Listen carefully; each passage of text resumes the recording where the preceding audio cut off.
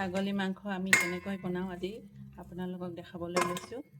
অসমীয়া মানুহে ছাগলী মাংস কেনেকৈ বনায়, এয়া 1 ঘণ্টাৰ কাৰণে তেল, মিঠাতেল, নিমখ, হালধি আৰু পিঁয়াজ, কেঁচা পিঁয়াজ এইকেইটা দি পেলাই মেৰিনেট কৰি থ'লোঁ 1 ঘণ্টামান।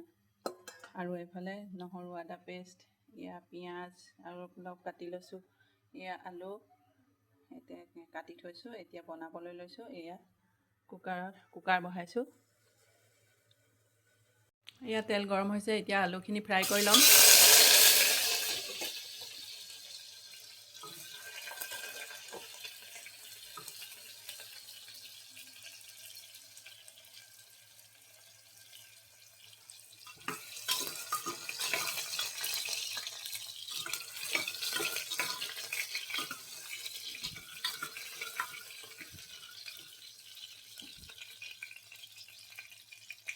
এয়া আলু আৰু অমিতা ফ্ৰাই কৰি থৈ ল'লোঁ।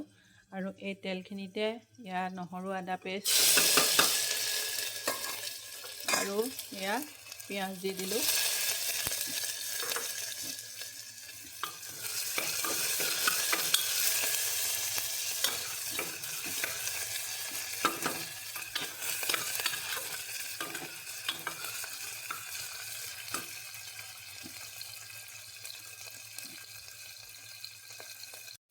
আৰু এয়া তেজপাত দিছিলোঁ, তেজপাত এখন দিলোঁ।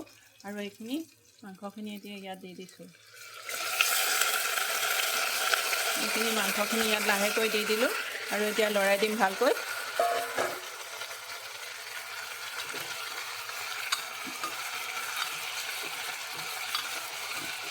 এনেকৈ অলপ সময় লৰাই থাকিম ইয়াতে কুকাৰতে। অলপ ৰঙচুৱা হ'বলৈ দিম। এইখিনি এনেকৈ এইটো বঢ়াই দিম, জুইটো বঢ়াই দি এয়া চাওক বহুত বাঢ়ি আছে। আৰু এয়া লৰাই থাকিম অলপ সময়। এইখিনি ৰঙচুৱা হোৱালৈকে লৰাই থাকিম। এয়া ছাগলী মাংসটো ৰঙচুৱা হৈ পৰিছে। ইয়াতে নিমখ মেৰিনেট কৰোঁতে দি থৈছিলোঁ। আৰু এতিয়া অমিতা আৰু আলু ফ্ৰাই কৰি থোৱাখিনি ইয়াতে ঢালি দিছোঁ। আৰু এয়া জালুক অকণমান দি দিছোঁ ইয়াতে। আৰু ধনিয়া গুড়ি দিছোঁ। এতিয়া এইখিনি অকণমান লৰাই দিছোঁ আৰু এইখিনি সিজিবৰ কাৰণে।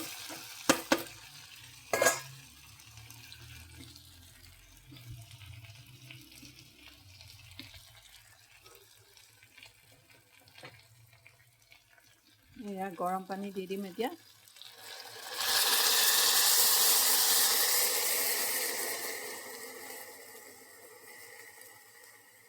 গৰম পানী দিছোঁ। এতিয়া ঢাকোন লগাই কুকাৰ হুইচেল মৰাই দিম।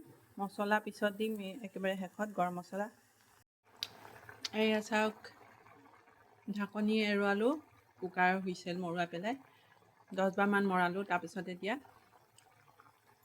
অলপ আকৌ পানী দি দিছোঁ, উতলিবলৈ দিছোঁ। আৰু এয়া গৰম মছলা।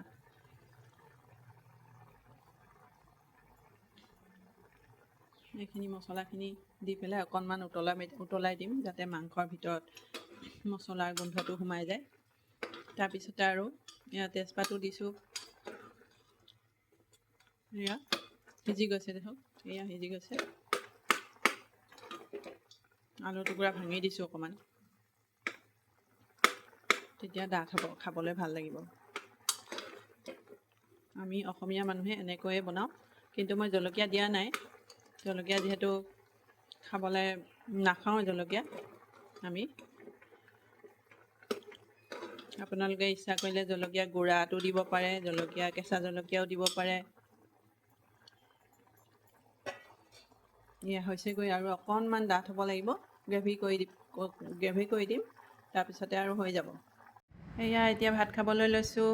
মাংস হৈ গ'ল, এয়া ছাগলী মাংস আৰু এয়া কণী আৰু বিলাহী ভাজি আৰু টেঙা এটুকুৰা লৈছোঁ। এনেকৈয়ে খাব লৈছোঁ আৰু আজি।